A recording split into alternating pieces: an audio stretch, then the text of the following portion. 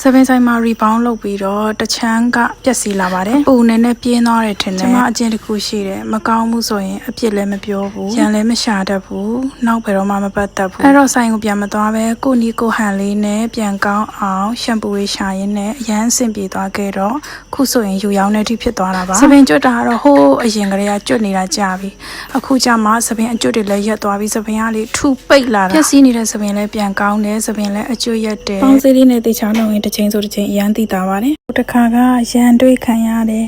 နေစပင်ကောင်းတာပဲမပြနေနဲ့တဲ့ပစ္စည်းကိုပြတဲ့ဘယ်ဘူးလဲတေချာပြတယ်စိတ်မရှိကြဘူးလို့ရစ်မဲ့သိချင်ကြတာဟုတ်ကဲ့ဒီရှမ်ပူနဲ့ပေါင်းစည်းပါရှင်သူရဲ့နာမည်လေးကတော့ FEG Rice Water Carnitine Protein Shampoo လို့ခေါ်ပါတယ် FEG ပါ